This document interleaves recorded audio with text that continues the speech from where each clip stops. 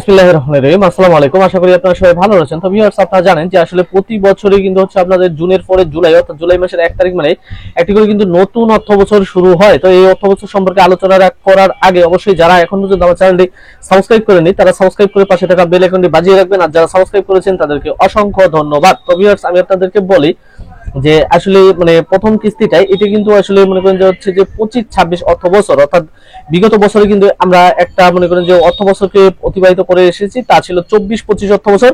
আর এখন যে অর্থ বছরটা চলতেছে এটা কিন্তু হচ্ছে আপনাদের 25-26 অর্থ বছর।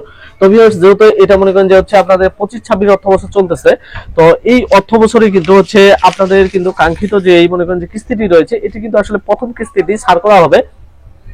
তো এই প্রথম কিস্তিটির জন্য এখন আপনাদেরকে আসলে কতদিন ওয়েট করতে হবে? কেউ বলছে যে আগস্ট মাসে দিবে, কেউ বলছে যে আসলে অক্টোবর মাসে দিবে, এবং এখানে হচ্ছে যে সবচেয়ে বেশি যে সমস্যাটা হচ্ছে যে বয়স্ক বিধবা প্রতিবন্ধী ভাতার টাকা, এটা কিন্তু হচ্ছে আপনাদেরকে জুন মাসের 7 তারিখের আগেই কিন্তু আপনাদের সমস্ত পরিমাণ টাকা দেওয়া হয়ে থাকে। তো এখন যেহেতু মনে করেন যে হচ্ছে আপনাদের আগস্ট মাস চলতেছে, তো সেই হিসেবে 3টি মাস চলে যাচ্ছে কিন্তু আসলে আপনাদেরকে টাকা দিচ্ছে না। তো ভিউয়ার্স, আমি আপনাদেরকে বলি যে আমি আসলে আপনাদের কয়েকটি প্রশ্নের উত্তর দেই, যে সেখানে বলছে যে 1600 টাকা পাওয়ার পর আর কোনো টাকা না পাওয়ার কারণ কি বলবেন। তো ভিউয়ার্স, আমি কিন্তু আসলে আমার যে ভিডিওগুলো তৈরি করি আমি সবাইকে বলি যে আসলে আপনারা আমার চ্যানেলটা সাবস্ক্রাইব করে পাশে থাকা বেল আইকনটি যদি বাজিয়ে রাখতেন তাহলে কিন্তু আপনি এই যে 1600 টাকা পাওয়ার পর আর কোনো টাকা কেন পাননি এটা কিন্তু আপনি দেখতে পাতেন। কারণ আমি কিন্তু হচ্ছে জুলাই মাসে একটি ভিডিও পাবলিশ করেছিলাম, সেখানে বলেছিলাম যে আসলে সময় টিভির একটি প্রতিবেদনে বলা হয়েছিল প্রায় মনে করেন যে হচ্ছে 6000 না কতগুলো যেন গর্ভবতী মায়েরা তাদের কাঙ্ক্ষিত যে ভাতার টাকা ছিল এগুলো আসলে হ্যাকারের অ্যাকাউন্টে চলে গিয়েছে। কি কারণে চলে গিয়েছে? আপনারা কিন্তু আসলে লোভে পড়ে মনে করেন যে হচ্ছে পিন কোড, ওটিপি কোড দিয়েছিলেন,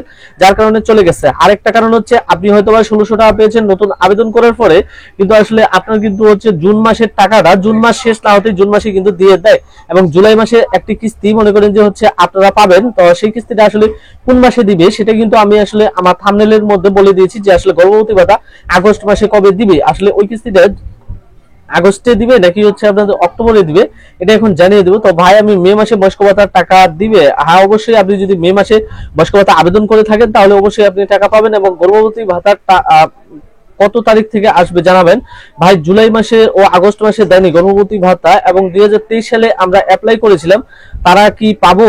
ভিউয়ার্স, আমি আসলে আপনাদেরকে বলি যে যারা 2023 সালে আবেদন করার পর এখন পর্যন্ত টাকা পাচ্ছেন না, তো তাদেরকে আমি যথেষ্টভাবে বলবো যে আপনারা আসলে আপনার নিকটস্থ যে সমাজসেবা কার্যালয় রয়েছে সেখানে আপনাকে যোগাযোগ করতে হবে, তাহলে তারা বলে দিবে আপনার আবেদনটি বাতিল করা হয়েছে নাকি মনে করেন যে সচল করা রয়েছে। কারণ অনেক সময় দেখা যায় যে কিছু কিছু অসাধু হচ্ছে আপনাদের ইউপি সদস্য যারা রয়েছে, তো এরা আসলে মনে করেন যে হচ্ছে কি কাজ করে যে আপনি যদি তাকে কিছু পরিমাণ টাকা না দেয় তাহলে উনি কিন্তু আসলে প্রাথমিক যাচাই বাছাই আপনার আবেদনটা ভেরিফাই করে দেয় না, যার কারণে কিন্তু আপনার আর তখন মনে করেন যে ভাতার টাকাটা হয় না। তো যাদের পুরাতন কার্ড আছে প্রতিবন্ধী তাদেরকে আবার নতুন করে কাজ করতে হবে কি না, নতুন করে আপডেট করতে হবে? হ্যাঁ, অবশ্যই ভিউয়ার্স, আমি আপনাদেরকে বলেছিলাম যে আসলে আপনাদের যে মনে করেন যে ইএফটির মাধ্যমে টাকা দেওয়া হতো এবার কিন্তু সিটিএম এর মাধ্যমে দেওয়া হবে। তো যেহেতু সিটিএম এ কাজ চলতেছে, নতুন এমআইএস তো নতুন এমআইএস মনে করেন যে ডাটাগুলোকে স্থানান্তর বা রূপান্তর করার পরে হচ্ছে যে অবশ্যই অ্যাক্টিভ হয়তো লাইভ ভেরিফিকেশন দেওয়া হবে, এবং সেই লাইভ ভেরিফিকেশনে কিন্তু আপনাদের যাবতীয় তথ্যগুলো হয়তো বা পুনরায় যাচাই বাছাই করা হতে পারে। ভাই, একজন ফোন করে বলছে যে 10,000 টাকা নাকি, এটা আমি কিন্তু একটু আগে বললাম যে আসলে এগুলো থেকে আপনারা বিরত থাকবেন, যে আসলে কখনোই কিন্তু আপনারা এরকম ভাবে কাউকে কোনো প্রকার কোনো কিছু টাকা দিবেন না। 2023 সালে ফেব্রুয়ারি মাস থেকে টাকা পাইতেছি, আর কতদিন পাবো?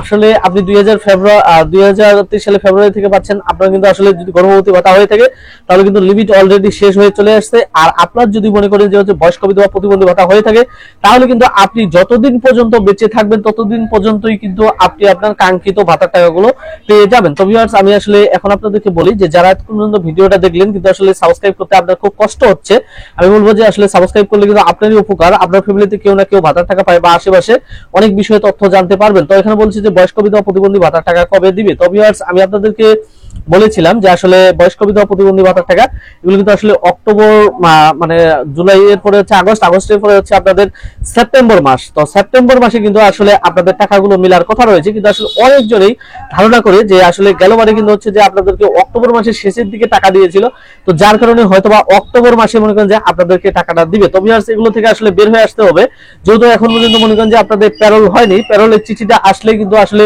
সঠিকভাবে জানা যাবে যে আসলে প্যারোলের চিঠি অনুযায়ী যে আসলে আসলে আপনাদের টাকাটা কত হবে। তবে আমি যেটা জানতে পারছি যে আসলে মনে করেন যে হচ্ছে সেপ্টেম্বর মাসে কিন্তু আপনাদের হচ্ছে প্যারোলের চিঠি আসার কথা রয়েছে। আর এটি কিন্তু দেখবেন যে হয়তো 5 তারিখ থেকে 15 তারিখের মধ্যে চিঠিটা আসবে সমস্ত উপজেলা আপনাদের হচ্ছে সমাজসেবা কার্যালয়। এবং গর্ভবতী ভাতা আগস্ট মাসে কবে দিবে? গর্ভবতী ভাতা আপনাদের অ্যাকাউন্টে অলরেডি 800 টাকা যোগ হয়ে গেছে। আগস্টের হচ্ছে 20 তারিখের পর থেকে 28 তারিখের মধ্যে ইনশাল্লাহ আপনারা প্রথম মনে করেন যে হচ্ছে 25-26 অর্থ বছরের প্রথম কিস্তি সেটা মনে করেন যে 800 টাকা পেয়ে যাবেন। আর গর্ভবতী ভাতা কিন্তু সারা বছরের আবেদন চলে, এখনো অনলাইনে হচ্ছে আপনাদের নিকটস্থ যে ইউনিয়ন পরিষদ বা হচ্ছে পৌর কার্যালয় রয়েছে সেগুলোতে কিন্তু আবেদন চলতেছে, অথবা আপনি উপজেলায় গিয়ে মনে করেন যে হচ্ছে আপনার উপজেলাতে আবেদন করতে পারবেন। তো ভিউয়ার্স আসলে এ পর্যন্তই ছিল। তো আপনারা যারা এখন পর্যন্ত চ্যানেলটা সাবস্ক্রাইব করেনি, তো সাবস্ক্রাইব করে পাশে থাকা বেল আইকনটি বাজিয়ে রাখবেন, ভিডিওতে একটা লাইক করবেন, ভিডিওতে কথা বুঝতে সমস্যা হলে কমেন্ট করবেন এবং আপনাদের অন্যান্য বন্ধু বান্ধবদেরকে জানিয়ে দেওয়ার জন্য যথেষ্ট শেয়ার করবেন। ধন্যবাদ।